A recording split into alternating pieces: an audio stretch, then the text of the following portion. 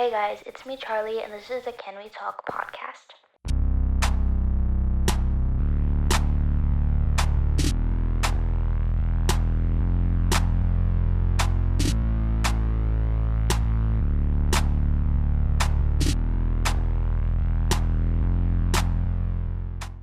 Hey guys, today's video we're going to be talking about something a little bit popular. We're going to be talking about Manon's hybe. So basically, if you are unfamiliar with KATSEYE is a global girl group that was formed in 2023. And they've made a lot of songs, some being Gnarly, Touch, Gabriella. These are the most popular songs. But recently, something has happened within the KATSEYE community that has left a lot of fans confused and a lot of fans actually angry. So basically, in the start of 2026, in February, everything was doing well until magically one day, it was announced that Manon was going on hiatus. Now, this was normal. Idols go on hiatuses all the time, but hers was a little bit different. For example, in hybe, Mocha from Island went on hiatus, and even though she didn't perform much, she was still included in songs, in a lot of different things. She was included in TikToks, but we have not heard anything about Manon since February. Now, a lot of people have speculation that she left the group, and at first I didn't believe this, but after a while, I believe something may be going on. So in early February 2026, KATSEYE signed a contract with Matrix, which is a L'Oreal brand, and they signed individually with each girl, and the contract was going to last a year, so it's going to last until February 2027. Now, a lot of people think that maybe hybe and geffen they are staying quiet for now until February 2027 because right now Manon is still tied to that group because of the contract. But a lot of people have also been saying that they could try to come up with some type of negotiation with Matrix so that they can end the contract early, 6 months after instead of a year after.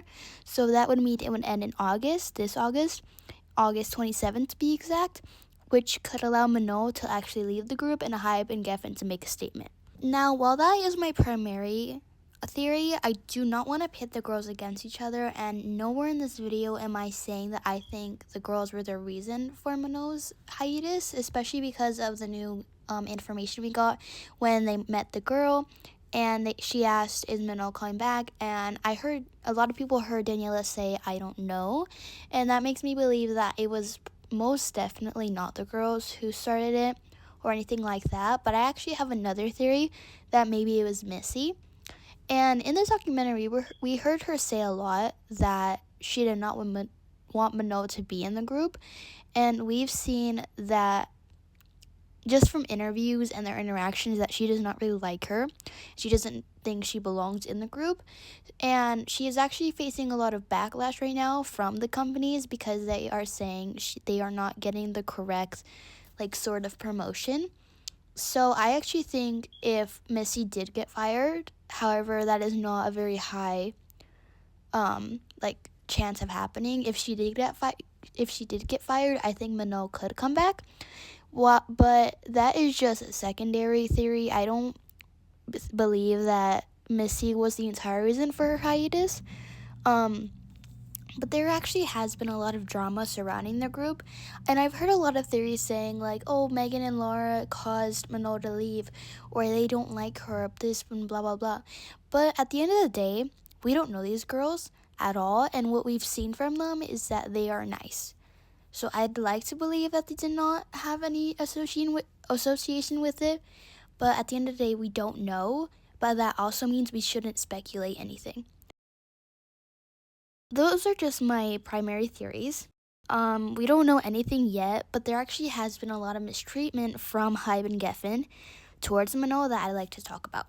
So the first piece of evidence for this is that in the documentary, Manon was portrayed as, I feel like all the girls were portrayed as someone bad or an antagonist in the show, but Adela has came here and said that a lot of her words were edited to make it seem like she hated Manon because she was pretty or she was really jealous. And also Manon has said that the documentary made it seem like she just chose not to show up for work. However, it was said by her that she was not familiar with the K-pop community and how things worked, and she didn't have that discipline yet, and nobody really told her about that. And on top of that, she has a very weak immune system.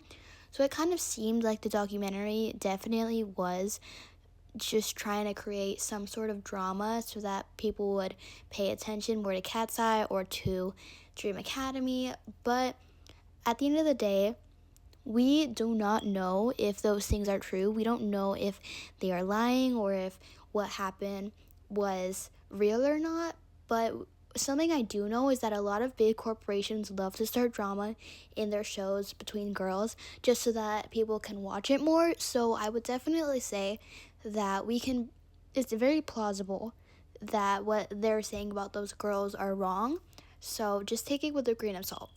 Now, the next thing I want to address is that in the beginning of their debut, they often put Manon in the back of the choreography, which at first I didn't think was a major problem because Manon is a lower skill set, but then I realized that she's the visual, she's the center, and I've also seen a lot of people getting mad that Daniela has been in the center lately, but if you've paid attention to any of their past photo shoots or like dances or formations, you've seen that it's both Daniela and Manon, and I think it's just more noticeable now since Manon is gone. But, I feel like it was kind of shady back then to put her in the back, like especially most of the time. Obviously she was not a very good dancer and we should acknowledge that, but it was just so many times that it was kind of like, hey, like she's still here. But yeah, those are most of the major shady things that they have done that we have seen so far. I could be definitely forgetting a lot of stuff, but those are the things that really stood out to me, mostly how she was just treated in Dream Academy and after debut. But that's it for today. This is a very short episode because this is my first video, but I really liked to talk about Manon and KATSEYE and the girls because they're just facing so much backlash right now. And I would really like to say and to come on YouTube and say that right now we should not be blaming the girls, and it's fine to miss Manon. It's fine to think that she carried the group or whatever because everyone has their own opinions, but it is not an opinion to hate on them, to call them names, to say they're ugly, to rank them. I've seen so many people doing that, even when it's supportive, but it's just not good to rank anyone, whether it's negative or positive. And, just right now, you can be mad at the company, you can ask the company for questions, but do not harass the girls. Do not go on Twitter and make a tweet and say how they're all ugly and rude and they all hate each other because we don't know anything, okay? And so the main point of this video is just to spread awareness about this, because if everything that we're speculating is true about hybe geffen, then it is very wrong and there's a lot of mistreatment going on. But at the end of the day, we don't know anything right now, so we should not go to conclusions and treat everything as fact. So at the end of the day, we're all the same, by KATSEYE, quote, but just be sure to take care of yourself, because once you get into that dark hole of starting to hate KATSEYE and just filling your brain with all this brain rot and thinking that everything people say on the internet is true, it's really hard to get out of that hole, and it can actually cause like mental health. So just take care of yourself. You can support KATSEYE and the girls. You can support Manon alone, but that's just my take on the situation, and those are my theories. So bye-bye.